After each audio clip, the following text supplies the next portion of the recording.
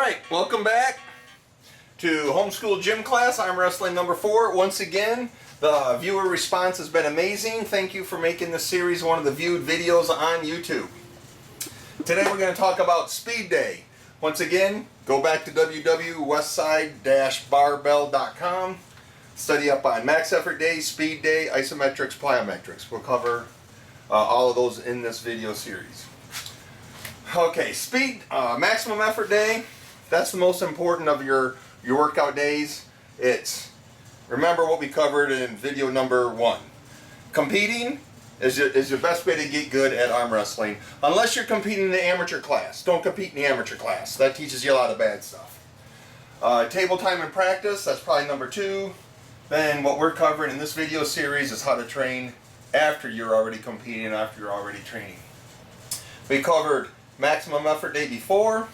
Speed Day is one of the workouts you do to supplement Max Effort Day to make sure that your maximum efforts are going up on a regular basis. Speed Day is going to be, now I adapted this from the Westside Barbell system. So the sets, the reps, for those of you who know Westside Barbell and know powerlifting, I just kind of took a liberty of this.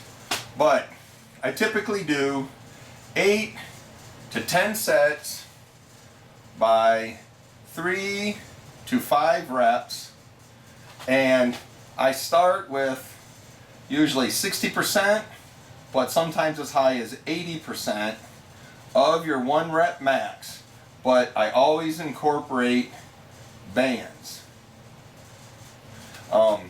If you don't have bands, you can get by without it, but like we learned before, a lot of the times the bands I use, I just buy them at Walmart or Home Depot. They're cheap. Use bands. Bands, well, we'll cover it in a bit of a second. This is number 1. On Max Effort Day, you're switching the exercises every week. On Speed Day, I've gone months without changing it. I'm currently changing it every 2 to 3 weeks. You just gotta play around with that, see what you feel best with. We also do ballistic lifting on our Speed Day, because the weights are pretty light. We got the bands. So what ballistic lifting is, once again, if we're doing alright, let's say I got this back pressure. I'm doing some kind of top rolling movement. Alright? So normally if you're just repping this out, you pull it back, go it, and release it. So concentric phase, eccentric phase.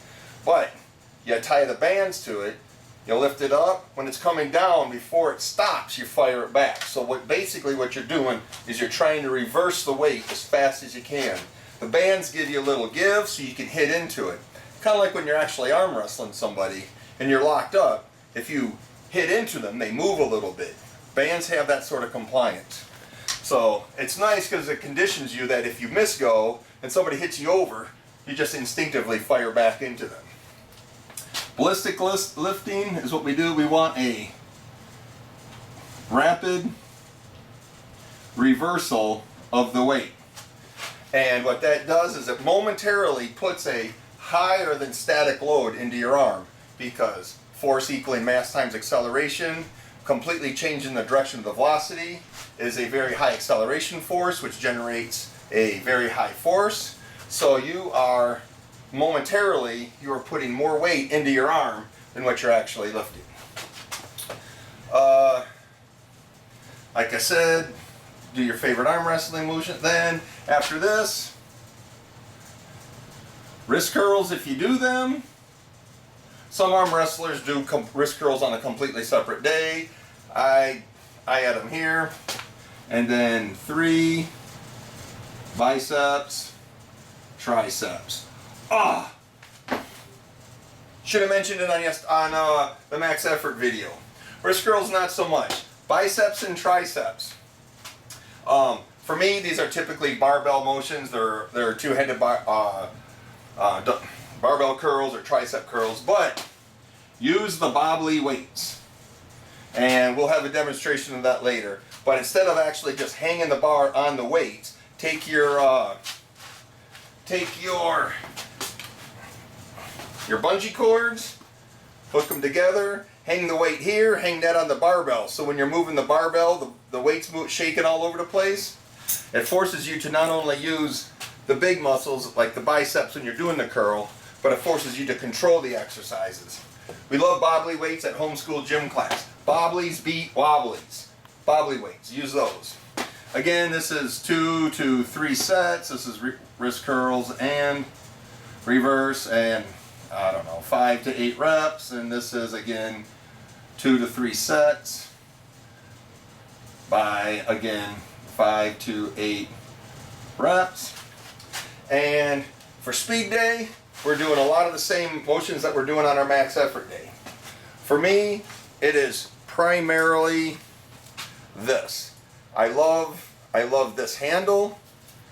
I love the weights to it, and whether the table is parallel to the force like it is here or perpendicular, you put the bands on it. I'll sometimes go months without changing this, but changing from this handle, but you know, either up high or down low. I know my Toproll's weak, so lately I've been doing a lot more with speed day on this. I think your speed day should probably concentrate on what your perceived weakness is, but I know arm wrestlers, and all arm wrestlers pretty much train their pet move exclusively, and they just pretend that their weak moves are getting better. Again, the thumb handle, I think that covers speed day. Remember, as your 1 rep max goes up, your speed day weights go up. But if you're ever doing a speed day and you don't think you actually lifted enough, don't be bashful about adding weight. Constantly add weight. Always add weight. Lift heavy. Thanks, everybody.